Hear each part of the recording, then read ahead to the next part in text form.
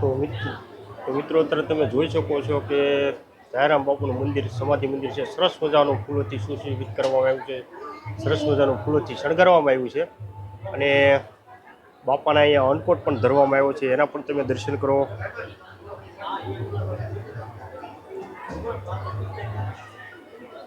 જય માતાજીના બાપા સીતારામ. તો હું છું કેતન નિમાવત ને મારી ચેનલ પર તમારું બધાનું ફરી વખત સ્વાગત છે. આશા કરું છું સૌ મજામાં છો. હું પણ મજામાં છું. તો મિત્રો આજ હું આવ્યો છું ઉસરડ ગામે, જ્યાં સંત દયારામ બાપાની 115મી પૂર્ણતિથિ ઉજવાઈ રહી છે. તો ચાલો આ તિથિ ઉજવાઈ એના આપણે ભાગીદાર બનવી અને આશ્રમમાં જાવી, સંત દયારામ બાપાના દર્શન કરવી, યજ્ઞના દર્શન કરવી, સાથે જે બાપાની જે શોભાયાત્રા નગરયાત્રા નીકળી છે એમાં પણ આપણે જોડાઈશું અને ત્યાર પછી બાપાના આપણે મહાપ્રસાદ છે એ પણ લઈશું. તો વિડીયો જોવા માટે વિડીયોમાં કન્ટિન્યુ બન્યા રહો. વિડીયોને લાઇક કરો, તમારા અન્ય મિત્રો સાથે શેર કરો અને ચેનલ ઉપર નવા હોય તો મારી ચેનલ કેતન નિમાવત લોકપ્રિય સબસ્ક્રાઇબ કરી લો. તો અંદર આવતા જ તમે જોઈ શકો છો કે કેટલી બધી પાર્કિંગમાં કેટલી બધી ગાડીઓ પડી છે અને ફૂલ ટ્રાફિક થયું છે. ક્યાં ક્યાંથી બાપાના જે ભાવિ ભક્તો છે દર્શન કરવા આવ્યા છે.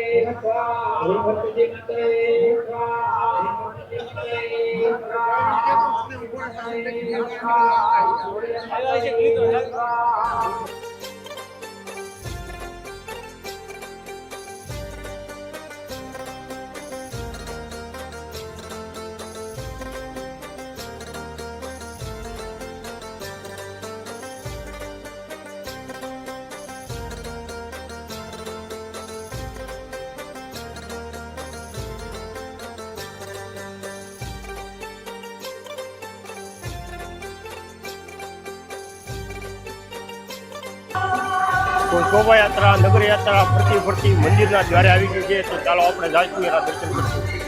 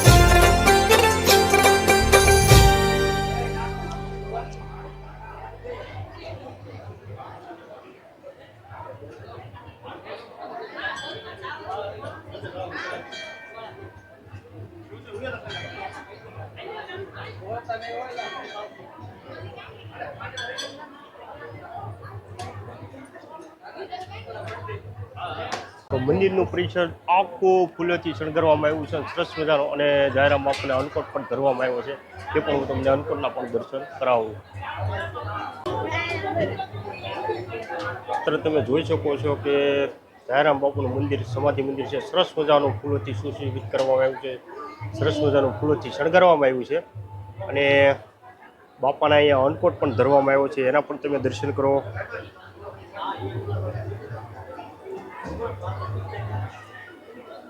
જયરામ બાપુની એક્ઝેક્ટ બાજુમાં તે રામદાસ બાપુની સમાધિ છે, તમે એના પણ દર્શન કરો. અને એની બાજુમાં રઘુરામ બાપુની પણ સમાધિ આવેલી છે, આપણે એના પણ આપણે દર્શન કરી લેવી. જય રઘુરામદાસ બાપુ. અને અહીંયા બાપુની ચરણ પાદુકા પણ પધરાવવામાં આવી છે, એના પણ તમે દર્શન કરો.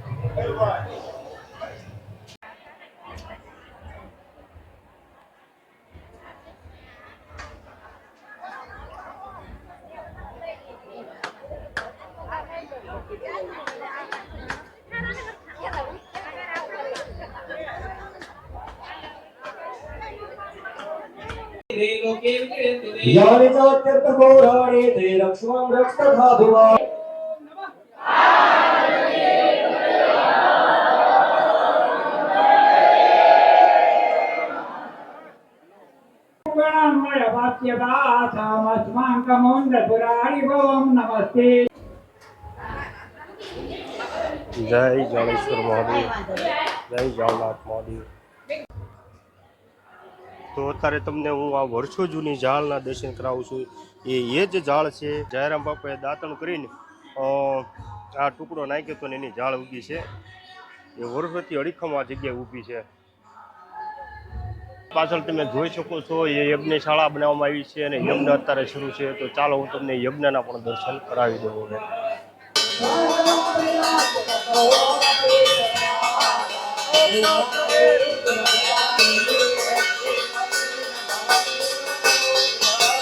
તો જયરામ બાપાના સમાધિ સ્થાનકની સામેની સાઈડે આયર સાધુ સંતો અને મહેમાનોનો અહીંયા ઉતારો કરવામાં આવ્યો છે. તો ચાલો આપણે એ પણ તમને દેખાડું.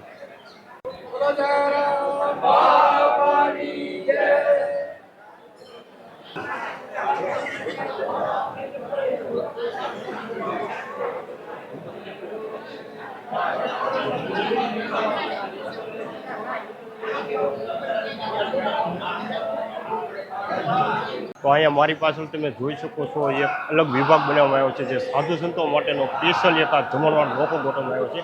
અને જનરલ વોર્ડ તો બાજુમાં બહાર છે. તો ચાલો તમને એ પણ દેખાડી દઉં.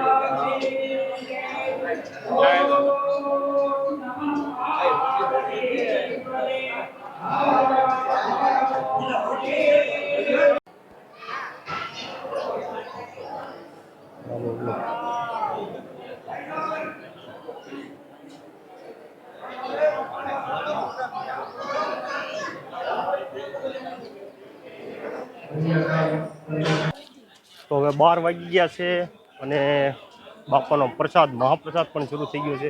તો જાશું આપણે મંડપ તરફ, જે જમણવારનો મંડપ છે એ તરફ આપણે જાશું. ચાલો. તો સરસ મજાની કોઈ જાતની ટ્રાફિક ન થાય, કોઈ અગવડતા ન થાય એવી સરસ મજાની અહીંયા જમણવારની ખૂબ સરસ મજાની મહાપ્રસાદની વ્યવસ્થા કરવામાં આવી છે. જયો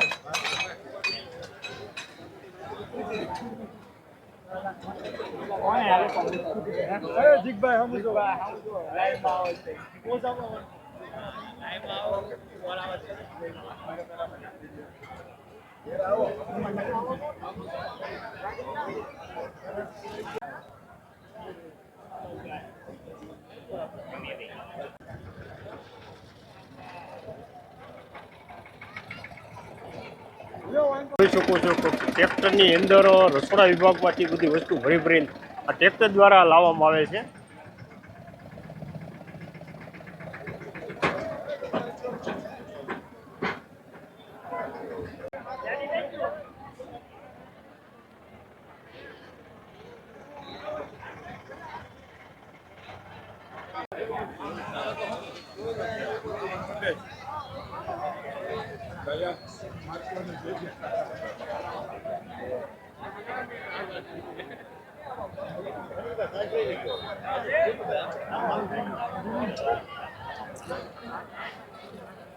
તો આ જે જમણવારનો વિભાગ છે, જે મંડપની અંદર બે અલગ અલગ વિભાગ રાખવામાં આવ્યો છે. જેન્ટ્સનો વિભાગ આ બાજુ છે, લેડીઝનો વિભાગ ઓલી બાજુ છે, જેથી કોઈ જાતની લેડીઝ કે જેન્ટ્સને તકલીફ ન પડે એવી સરસ મજાની વ્યવસ્થા ગોઠવવામાં આવી છે.